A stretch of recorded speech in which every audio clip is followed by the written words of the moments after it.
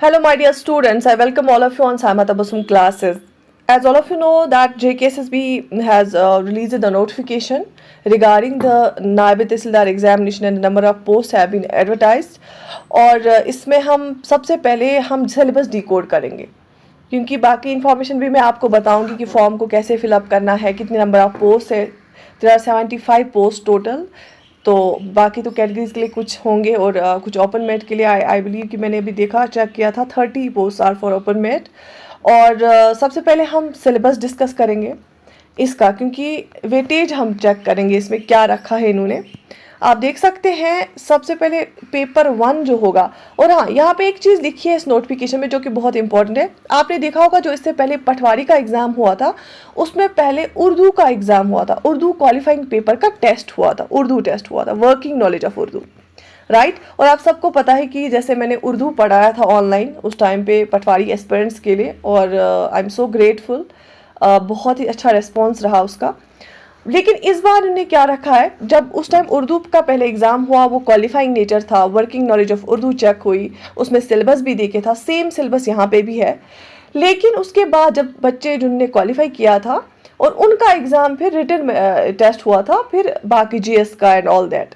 लेकिन इस बार ने रखा है कि पेपर 1 का एग्ज़ाम पहले हो जाएगा, जैसे आपका रिटन एग्ज़ाम हो जाता है जीएस एंड ऑल दैट उसका. उसके बाद जो शॉर्ट लिस्ट के बच्चे करेंगे उन शॉर्ट लिस्ट बच्चों का जो है उर्दू वर्किंग नॉलेज का टेस्ट हो जाएगा जो कि क्वालिफाइंग नेचर होगा. और उसमें भी जो होता है ओपन मेट वालों के लिए अलग से कट ऑफ रखते हैं और कैटेगरी वालों के लिए अलग से कट ऑफ रखते हैं वर्किंग उर्दू नॉलेज का भी. और उसमें भी 2 सेक्शंस होते हैं, reading section and writing section, वो मैं आपको इन डिटेल अलग से बताऊंगी. लेकिन इसमें हम सबसे पहले देखेंगे जो आपका मेन पेपर इसमें होता है जिसपे मेरिट डिसाइड होता है, वो जो होता है उसमें टाइम रखा है 2 घंटे का पेपर होगा. मार्क्स उसमें 120 होंगे, 120 मार्क्स होंगे. और उसमें जो है टाइम होगा 2 घंटे का, ठीक है. और सबसे पहला जो पोर्शन इन्होंने रखा है वो इन्होंने रखा है general knowledge and current affairs का, राइट. और इसमें general knowledge and current affairs में 36 मार्क्स रखे हैं. आप इसको इन डिटेल देखते हैं. General knowledge and current affairs में इन्होंने सबसे पहले रखा है current events of national and international importance, science and technology, environment, ecology and biodiversity, Indian national movement, political and physical divisions of world and India, Indian economy, Indian culture and heritage, climate, crops in India, transport and communication, demography, important rivers and lakes in India, types of soils, disaster management, election commissioner of India, constitution of India, human rights. देखो जो ये 36 वाला portion है, 36 marks वाला, ये बहुत ही ज़्यादा vast है. तो इससे मेरी एक सजेशन ये है, जो आपके बाकी इन्होंने रखे हैं जैसे इंग्लिश ग्रामर के 28 मार्क्स रखे हैं, तो उन एरियाज पे आप ज़्यादा फोकस कर लीजिए, क्योंकि उसमें टाइम कम लेकिन रिजल्ट अच्छा आएगा. अगर आप इंग्लिश ग्रामर पढ़ेंगे तो आपको क्वेश्चंस आएंगे, रीजनिंग पढ़ेंगे तो क्वेश्चंस आएंगे, लेकिन ये बहुत ज़्यादा वास्ट है. इसको साइड बाय साइड लेके चले. जैसे इसमें आपको जियोग्राफी भी पढ़नी है, इसमें आपको देखिए Indian national movement that means modern history भी पढ़नी है, इसमें आपको इंडियन इकोनॉमी के भी मेन कॉन्सेप्ट्स पता होने चाहिए, इसमें आपको डिजास्टर मैनेजमेंट भी पता होना चाहिए, कॉन्स्टिट्यूशन ऑफ इंडिया भी रखा गया है और ह्यूमन राइट्स भी रखे गए हैं, ठीक है. कल्चर और हेरिटेज भी रखा गया है, right. So that means it is the amalgamation, it's the combination of various components of general studies. अगर हम उसके बाद की बात करेंगे, इसमें इन्होंने 24 मार्क्स रखे हैं, ये आप देख सकते हैं 24 मार्क्स. इसके लिए general knowledge with special reference to Jammu and Kashmir union territory, जो हमारी union territory of Jammu and Kashmir है उसके रिगार्डिंग जनरल नॉलेज, मतलब जो हमने अभी डिस्कस किया वही मगर with reference to Jammu and Kashmir. जैसे हिस्ट्री, इकोनॉमी, कल्चर हो यूटी का, UT of Jammu and Kashmir का, geography, weather, climate, crops and soils हो, मीन्स ऑफ ट्रांसपोर्ट हो, फ्लोरा एंड फोना हो, रिवर्स एंड लेक्स हो, इंपॉर्टेंट टूरिस्ट डेस्टिनेशंस हो, reorganisation act 2019, JK panchayat raj act 1989. And इसमें ये 24 मार्क्स रखा गया है. ये स्पेशल है with respect to Jammu and Kashmir. उसके बाद जनरल इंग्लिश की अगर हम बात करेंगे, जनरल इंग्लिश में इन्होंने 24 मार्क्स रखे हैं. देखो जनरल इंग्लिश में भी 24 इज अ ह्यूज चंक, और सिर्फ इंग्लिश आपको सीखना है, इंग्लिश ग्रामर. और इंग्लिश ग्रामर में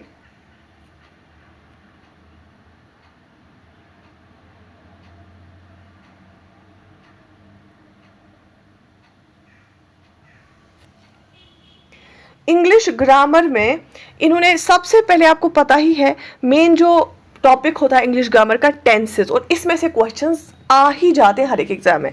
उसके बाद rearrangement of jumbled sentences, narration models, right, और उसके साथ साथ articles, comprehension with blanks to be filled in with phrases, pronouns, homophones and clauses है, synonyms, antonyms, pair of words and their usage in meaningful sentences, idioms and phrases, use of proportions and active and passive voice। तो ये जो है हर एक SSB exam में ये English grammar का syllabus यही होता है। मतलब जो मेजर टॉपिक्स है, आपको पता है, मॉडल्स होते हैं, टेंसेस होते हैं, आर्टिकल्स है या नरेशन है, जम्बल्ड सेंटेंसेस को ठीक करना, रीअरेंज करना, या पेयर ऑफ वर्ड्स जो होता है उनके meaningful sentence, idioms and phrases है। मैंने ऑलरेडी इसको पढ़ाया भी है। मैं नई एक सीरीज स्टार्ट करूँगी इस एंटी बैच के लिए अपनी यूट्यूब चैनल पे भी, और ऑफलाइन का भी मैं आपको बताऊंगी कि ऑफलाइन में भी हम कहाँ पे अवेलेबल होंगे। और उसके साथ साथ अगर आप देखेंगे 18 marks, it's a huge chunk of marks for computers. Knowledge of information technology, introduction to object use, basic application of computer and its components, fundamentals of computer science, hardware and software, concept of open source technologies, input and output devices, knowledge of MS Word, MS Excel, MS Access, MS PowerPoint, PDF, internet, email, concept of computer virus and antivirus, basics of remote sensing, GIS, GPS and all that. तो ये जो है obviously ये भी तो देखो, आप Microsoft office तो पढ़ ही लेते हैं हर एक एग्ज़ाम के लिए। ये इससे पहले भी आपने बहुत सारे जितने भी एग्ज़ाम दिए हैं होंगे, आपने सब एग्ज़ाम्स में ये होता है, हम माइक्रोसॉफ्ट ऑफिस पढ़ लेते हैं, जिसमें Word, Excel, Access, PowerPoint हम पढ़ते हैं।